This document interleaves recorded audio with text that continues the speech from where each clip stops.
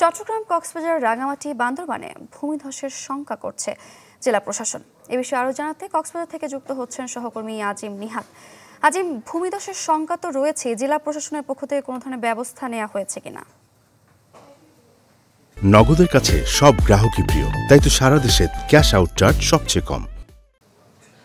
সারিকা, এই বছর বৃষ্টির শুরুতে যেটি দেখা যাচ্ছে যে ইতিমধ্যে আপনি জানেন যে কক্সবাজারে পাহাড় ধসে ইতিমধ্যে 12 জনের মৃত্যু হয়েছে। এর মধ্যে 10 জন রোহিঙ্গা ক্যাম্পে, বাকি 2 জন নিহত হয়েছে কক্সবাজার শহরের ঘুনারপাড়া যে এলাকাটি রয়েছে সেখানকার বাদশাগুনা এলাকায়। এবং আমি এই মুহূর্তে যেখানটায় আছি সেই জায়গাটি আপনি নিশ্চয়ই দেখতে পাচ্ছেন যে একদম পাহাড় কেটে, একদম কয়েকশো ফুট পাহাড় কেটে সেখানে পাহাড়ের ডালুতে এই বসত বাড়িগুলো তৈরি করা হয়েছে, যার ফলে এবার বৃষ্টির শুরুতেই কিন্তু পাহাড় ধসের ছোট ছোট অনেকগুলো ঘটনা ঘটেছে। এর মধ্যে বেশ কয়েকজনের মৃত্যু হয়েছে এবং এই গতকাল রাত থেকেও কিন্তু ভারী বৃষ্টি ছিল, ফলে জেলা প্রশাসনের পক্ষ থেকে গত 2-1 দিন ধরেই বারবার প্রচারণা চালানো হচ্ছে যে পাহাড় ধসের আশঙ্কা থেকে লোকজন যেন নিরাপদ আশ্রয়ে চলে যায়। সেজন্য তারা আশপাশের বেশ কয়েকটি যে প্রাইমারি স্কুলগুলো রয়েছে সেখানে চলে যাওয়ার জন্য তারা নির্দেশনা দিয়েছিল, কিন্তু এখন পর্যন্ত পাহাড় থেকে কেউ সরেনি। কারণ এবারের সবচেয়ে আশঙ্কার যে বিষয়টি সেটি হচ্ছে যে রাতের বেলায় যখন ভারী বৃষ্টিপাত হয় তখন আসলে হঠাৎ করে কেউ কোথাও যেতে পারে না, আটকে যায়, ফলে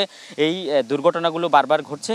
এবং রোহিঙ্গা ক্যাম্পেও আপনি জানেন যে সেখানে গত কয়েকদিন আগে যে ভারী বর্ষণ হলো, সেই ভারী বর্ষণে অন্তত 50 থেকে 60টি অংশে পাহাড় ধসের ঘটনা ঘটেছে। ফলে এবার পাহাড় ধসের যে আশঙ্কা করা হচ্ছে সেই আশঙ্কার জায়গা থেকে জেলা প্রশাসনের পক্ষ থেকে শুধুমাত্র মাইকিং এবং প্রচারণা চালানো ছাড়া আর তেমন কোনো উদ্যোগ আসলে কোথাও দেখা যাচ্ছে না, যার ফলে এবার আশঙ্কা করা হচ্ছে যে যদি লোকজন ইতিমধ্যেই সরে না যায় তাহলে ভারী বর্ষণের সময় একটা বড় ধরনের দুর্ঘটনা ঘটে যেতে পারে। সারিকা। নিহাত, ধন্যবাদ আপনাকে। দর্শক, কক্সবাজার থেকে যুক্ত হয়েছিলেন সহকর্মী আজিম নিহাত।